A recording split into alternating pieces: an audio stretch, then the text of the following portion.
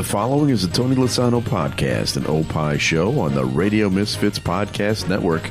This is Free Kicks. So, Adam, you know what we're going to start the show with this week, don't you? Another walkout song? Another walkout song, but this one is the walkout song. The walkout song to end walkout songs. And we're going to just click right into the chorus. So here we go.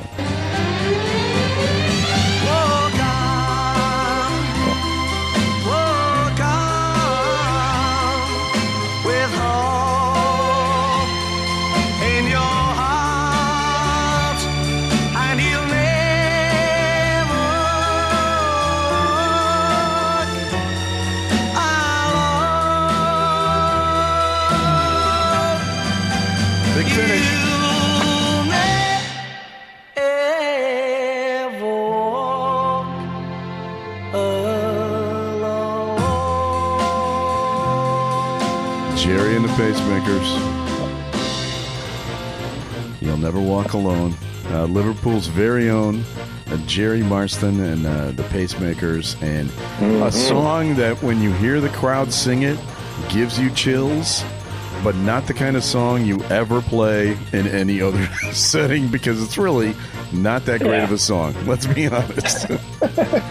I don't know. I mean, when you hear it there, though, it does sound great. But it's probably if you hear it anywhere else, like you said, it's not really a good song. Yeah, I get it. I get where you're coming from. You hate to besmirch it because it is it does make the hair stand up on the back of your neck when you see the entire crowd singing it. But absolutely, you're from Liverpool. You've got a few choices there. You know what I mean? To use as a song? Yes, exactly right. You've got everybody to use, absolutely. I mean, how many Beatles songs are there? Goodness. How many total Beatles songs are there? There's like 300 of them. Oh, my goodness. But anyway, there you go. It's time for Free Kicks. And now, Free Kicks. Free Kicks with Illinois Youth Soccer Association's Director of Coaching, Adam Howarth, and Rick Kemper. So obviously we're playing that song because in convincing fashion, Liverpool wins the Premier League this year. Their 20th title, the 20th top-tier title, tying them with some other club, I forget who, as the club of the entire country. Wouldn't you say? I don't know about that. I would say they're the club of the entire country, maybe the northern parts, possibly. But well, they're totally deserving, no question. I watched it on the phone. I was at a meeting of the National Donnerschwaben, and my friend Rudy Meyer was there. He's a member of the Illinois Hall of Fame. Illinois Soccer Hall of Fame. It was one of the great players, Illinois history, played for the Chicago Sting and won the national championship in college, and just a great guy. And obviously a huge soccer fan. We were the only two, and we were watching it on his phone. So it kind of was special for me, too, to watch that game. That's pretty cool. Yeah, good. That was a good way to do it, that's for sure. Yes. Now that they're champs and there's still 4 weeks left, now's the time that people start going, well, can they repeat? Mm-hmm. And your thoughts? Exactly. Can they? It's a great question. I think it's really going to depend. I'm not going to say anything until I hear all the transfers back and forth. That's going to be the key, isn't it? And who signs, who stays, that's going to be really big for Liverpool too. Yeah. Well, they've signed Salah. And they've signed Virgil van Dijk, arguably the two most important players. Yep. It looks like Trent Alexander-Arnold is a goner, based on his reactions. Last week we talked about it. They're saying Real Madrid is a likely destination, and now the rumor is Madrid is talking to another guy who is well known to the Liverpool fans. The hugging German, Jurgen Klopp, is rumored to be replacing a coach who has won everything. Why they would get rid of their coach, I have no idea, but it is Real Madrid. Yeah, exactly. Yeah, Ancelotti has one bad year and he's out. That's just basically how it works. He'll probably go back there in a few years. That's okay. But he's fallen on a decent gig too. I don't know if you heard. He's going to be the Brazilian national team coach. So that's not a bad deal. Not bad. Yeah, so he'll be fine. He'll be fine. It's a good team. It's a decent team. Yeah, it is. But I'm with you. You got to find out who's going to be there next year, and that's really the only way you can decide. So, but yeah, but certainly I think Liverpool have got a tremendous chance to repeat. I think the biggest thing for them is making sure that they got those two players, and they did. Those two players were pivotal. If they would have left, I think, I don't know if they would have been able to do it. And it's not just so much on the footballing side, it's just the leadership, and then also just the need for having those type of players in the dressing room. They're the ones that kind of make things tick. So that's probably the biggest reason why. And I'm going to say that I think Van Dijk is a more important player than Salah. That's a statement. That's a bold statement. It is a bold statement because Salah is obviously just a machine when it comes to scoring goals. But Virgil van Dijk is the reason why they've been so great for these last 8 years or however long he's been there. Because they were a team that would win 4-3 or 5-4 or lose 4-3. They needed to get that defense established, and the man is very difficult to get past. Oh, no question. And I thought you, as a coach, as a center back aficionado, I don't know about that.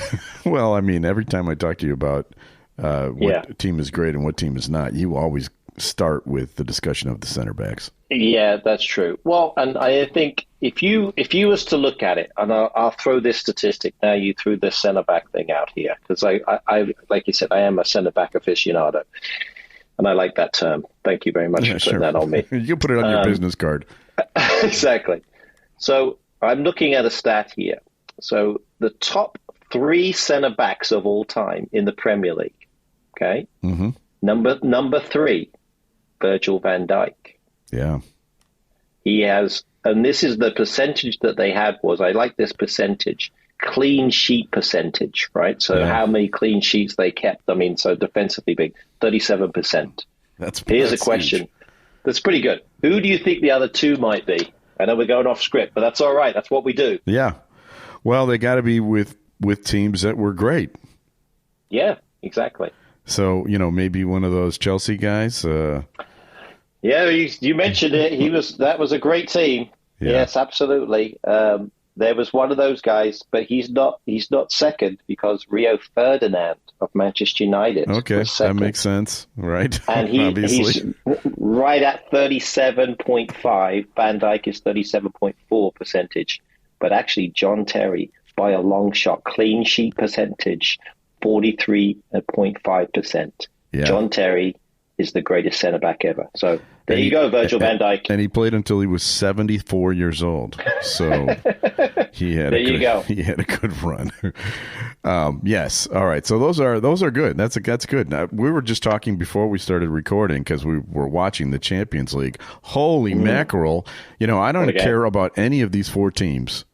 And yet I've been enjoying this Champions League so much this year. Mm-hmm. We can talk a little bit about the Arsenal game, but we just watched the Inter Milan versus Barcelona game in Barcelona, and it was one of the best games I've ever seen in my life. That's another bold statement. I'm bold today.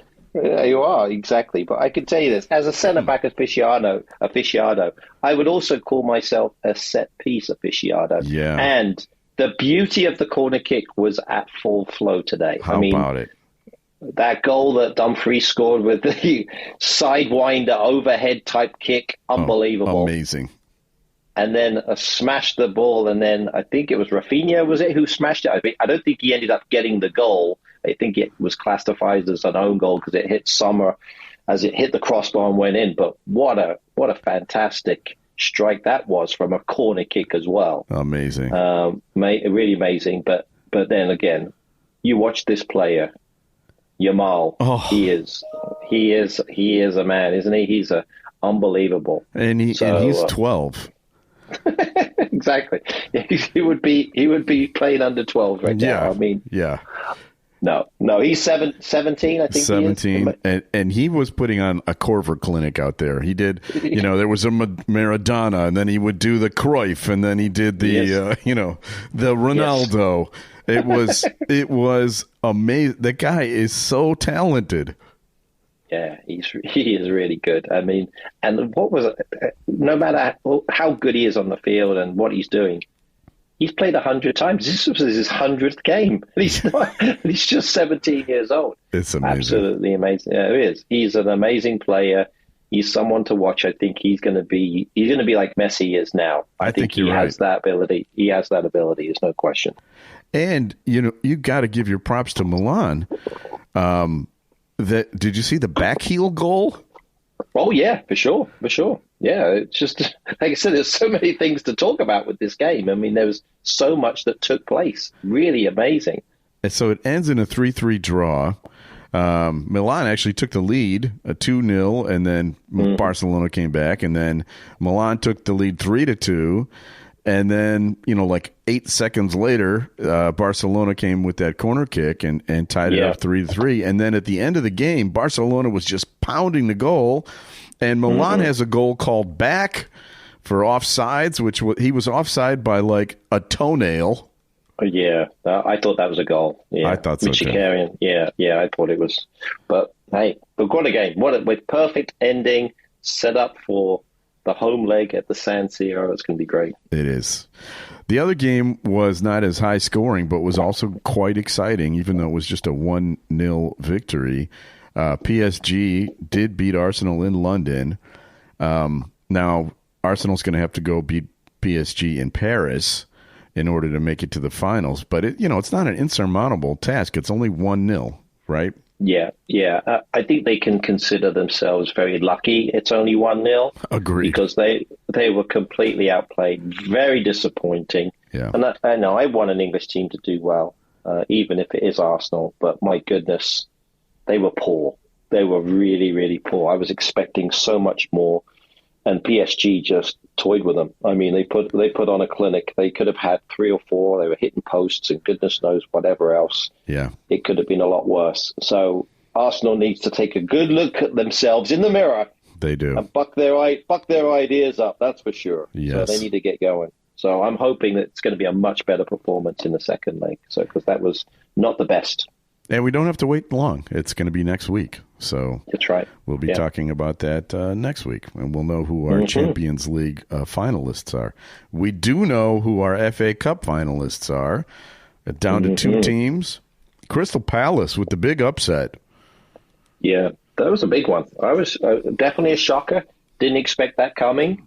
But they played so well, especially in how they were picking up the ball so high up. I mean, there were so many turnovers up high on the attacking half of the field, and that's how they scored all their goals, all in these transitional moments. They figured it out quickly.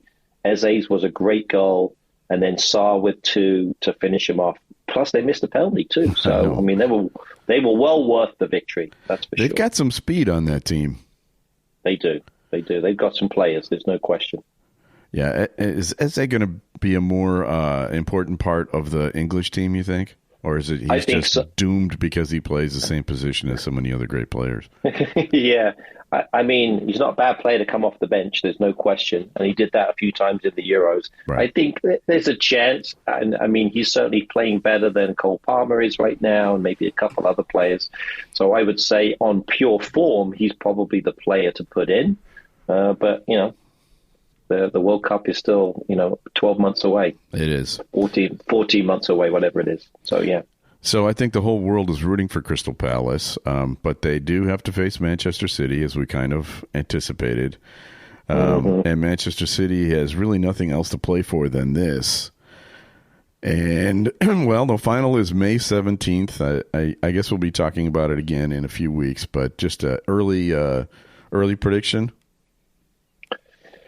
Yeah, I mean, Crystal Palace has to play like they did against Aston Villa. If they come out with that type of intensity, then there's a chance. But I think Man City's to lose, to be honest. I mean, it'll be a monumental upset if Crystal Palace wins this one. So my money's on Aston Villa, on Manchester City to win it. Sorry.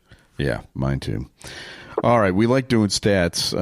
We need to talk about somebody who has been a big part of the Premier League for the last decade or so, and one of my favorite names to say, Jamie Vardy.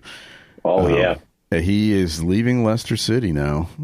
He made the announcement last week. After 13 seasons, he's leaving the club. Yeah. And he says he's not retiring. He wants to connect with another club, but he is 38 years old. We'll see. Right now, here's the stats, all right? He is third in Leicester City history with 497 appearances. So with 4 games left, he's going to hit that 500 mark. Only 2 players in Leicester City history have played in more games than him. Any guesses? Ooh. This may go back to a while ago. Yeah. So, well, you were a big fan in the 1920s and 1930s, so I'm sure you're familiar with Adam Black. Of course, yeah, good player, very good player. Yeah. But there was one in the 60s and 70s. Well, I'm going to go with one of 2 people, and I'm not sure if it would be. It could be Peter Shilton. Close, but no. Was he a goalkeeper? No, he wasn't. Well, actually, I don't know what he played. His name was Graham Cross. Graham Cross, no. Wouldn't have got him, no. Yeah. 600 appearances. There you go. So Jamie Vardy also has the most goals for Leicester in the Premier League history. He has the most goals scored in consecutive league games, 11. He scored 11 games in a row. He has the most goals scored by a Leicester player for England. And that's 7. And, he didn't really play that much for England. No, kind of came off the bench a lot. Kind of when we needed a goal, that's when he played, yeah. But how's this for a career? He won the Premier League. He won the FA Cup. He won the FA Community Shield, the Premier League Player of the Season. He won the Golden Boot in the Premier League, all with playing at Leicester City. I know. And he turned down some big teams. Turned down Arsenal to play for them. With a monumental transfer amount. And this is something for the kids out there, for all those kids listening. He started in non-league football. So he was never part of a major academy or a big group of players and kind of went through the paces there. He was at a conference premier club called Fleetwood Town. Yeah, that's where he started. And he was able to get through that process, and he joined, I think he was Blackpool for a bit, and then he ended up going to Leicester City. And my goodness, unbelievable. What a career he had. And within a couple of years, he was at Leicester. He won a league title with Ranieri. So it was amazing. Yeah, I mean, he did have Mahrez on that team also, and Conte, I believe, was also on that team. So, I mean, they did have some other stars, but he was the main man. Yeah, no question. And to be fair, he helped them become better players too, just because he was able to score a bunch of goals. And so he was monumental in making that impact. So from where he started, from the non-leagues, to be able to then make a massive international career, well done to him. And the rumor is, you know where he might be going next? No, where? Have you heard? Wrexham. Really? Wrexham. That would be awesome. That would be awesome. So I saw an article that he might be there, and that would be a massive coup for Ryan Reynolds and their bunch, because even though we don't talk too much about the other leagues, the lower leagues, but Wrexham is now in the Championship. Yeah. A year from now, we could be talking about Wrexham going into the Premier League. Whew, wouldn't that be amazing? Amazing. That's well. So anyway, if you had to pick any player in the Premier League that you'd like to go to a pub and have a pint with, it would be Jamie Vardy. Exactly. He's having a party. There's no question. He is the working man's football star.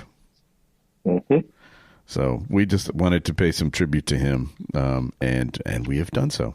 Free Kicks is brought to you by the Illinois Youth Soccer Association. Illinois Youth Soccer has been proudly serving the Illinois soccer community since 1975. Illinois Youth Soccer is a non-profit corporation, official state association, and charter member of U.S. Soccer Federation, administers U.S. Soccer Federation coaching programs, the Olympic Development Program, and U.S. Soccer Federation referee programs. For more information, go to illinoisyouthsoccer.org. Okay, time for your favorite part of the show. Time now to guess the Premier League star. And I promise it won't be Adam Black from the 1920s, but it's not going to be an easy one. I'll warn you.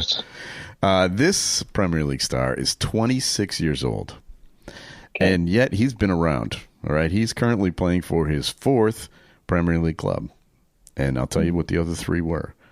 They were Bournemouth, Sheffield United, and Arsenal. Okay? But he's not on any of those three teams now, but he's on a different team. Gotcha. He's an English lad, born in Stoke-on-Trent. On Trent, rather. Trent. Good. Well, maybe on a tent. I don't know, but that's good. Yeah, Stoke-on-Trent. He was a poor boy, born in a tent in Trent. He was part of the English squad, so he's played for the national team. He was part of the squad in the Euros in 20 and 24, and he was also on the World Cup squad in 22, and yet he never played a minute in those three tournaments. And the reason is probably because of his position. Okay. A position that doesn't often get replaced in a game. Gotcha. Yes. Okay. So he's only got 5 caps for England, even though he's been part of the team for many years. While he is considered a star, he almost certainly will be available in a few weeks. Yes. Because his team is heading back to the championship. Correct. That's right. Yeah, I think I got it when you mentioned he was playing for England. So it was a good one. He's had basically a tough go, I would say, throughout his career in terms of maybe a little bit of, especially when he was at Arsenal, he got a lot of grief, and then he was basically kicked out for what he did, but for not playing as well as what he was expected to play, I guess you could say. So I'm going to go with Mr. Aaron Ramsdale, currently of Sunderland. I think he's not on loan, so he's there. He's put permanently, right? So he signed with them. So yeah. So where's number 30? Most players that are goalkeepers are number 1, but so what are your thoughts? So you think Ramsdale? He was with Southampton, actually.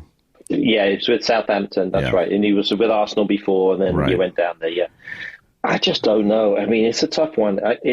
He's the type of goalie that's probably struggled a little bit because he's got a bit of a reputation of struggling with his feet, and so that's kind of led to his demise a little bit.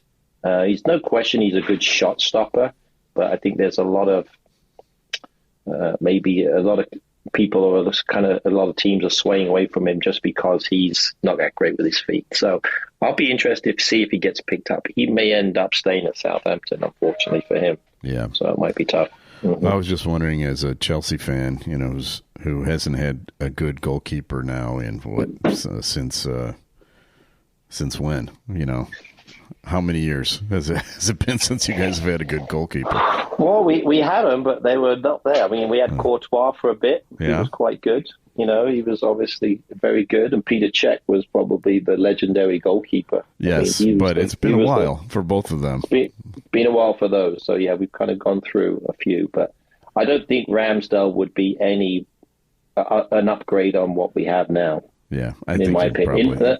Probably in my opinion. I mean, because we need a better goalkeeper with their feet, and that's Martinez's issue, right? So that's the biggest thing. It's just he struggles with his feet. He's a great shot stopper, but not great with his feet. And actually, the way that the league is now, where every team plays out of the back, basically, it's no longer an option to have a keeper that is not good with your feet.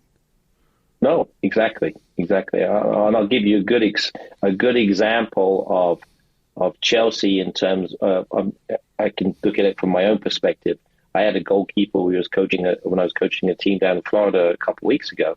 There was a game my goalkeeper did not even use his hands. I was actually noticing that he did not use his hands. So, but yeah, so it's good.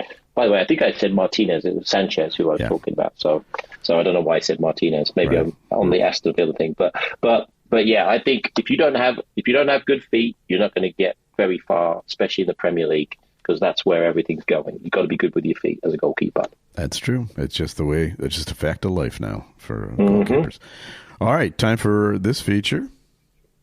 Now time for Adam's Weekend Soccer TV Tip. All right, so we've already established that the Champions League games are going to be midweek next week on Tuesday and Wednesday. But Premier League's still going on. There's still a battle for those European slots. What do you got for us this weekend? Oh yes, the weekend starts. It's Friday night. Friday night football. Manchester City against Wolves will be a good one to start off the weekend. So be ready to watch that one. That's a 2:00 kickoff for us. It'll be 8:00 kickoff in England. So I would definitely tune into that one. That's definitely a big one. And then I think we're going to have to watch this. I think even though they're the champions, they're coming up against the best team in England. They've got to go to Stamford Bridge, see if they can show what they're worth. Play against Chelsea, who are fighting to get into the Champions League. Absolutely, really trying to get in there. Big win for them this past weekend. They didn't play great, but they won. But we'll see. So let's see how things go. Chelsea, Liverpool, 10:30 Sunday. I know you'll be watching. I will be. And maybe Liverpool plays the kids. Let's play the kids. Go on. You can do that for Chelsea. Play the kids. Well, you got that one former Chelsea player there, the winger. Forget his name. Mo Salah, former Chelsea player. Yeah. Yeah, we didn't think he was any good. Yeah. I thought he was. Yeah, we was just. He'll be not really our style. He's not really in our style. Same with Kevin De Bruyne, another former Chelsea player. Yeah, it was okay. I didn't think he was going to work out for us. I think it just didn't fit in with what we do. So see, this is what happens when you have 50 players that you send out on loan, or you've got where you acquire every player in the league. You better have some good assessors of talent. Oh. Well, we had good assessors of talent. They brought them in. It's just they couldn't keep them. That was part of the problem. Right. So that's the thing. But fair enough. All right, 10:30 Sunday morning.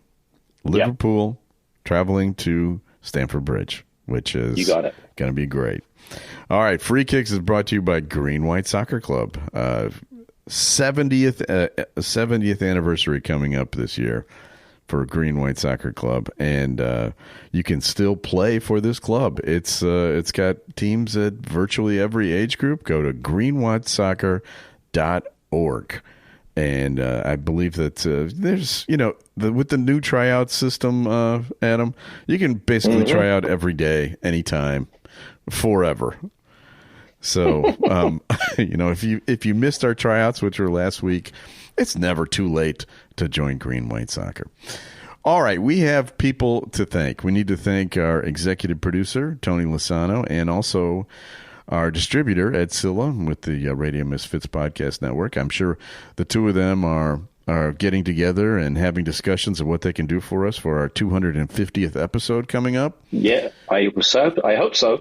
I think you suggested a cake. Is that where you're going? Very minimum, a cake of some type. A cake would be nice. We're not asking too much. But we'll be back again here next week for our 249th episode, and we'll give them plenty of time to get their stuff together. And we'll be back again right here with another episode of Free Kicks. The proceeding was a presentation of the Radio Misfits Podcast Network. Find our other great shows on iTunes, Stitcher Radio, and at RadioMisfits.com. Thank you. This has been a presentation of Opie Productions. Tony, can you shut up?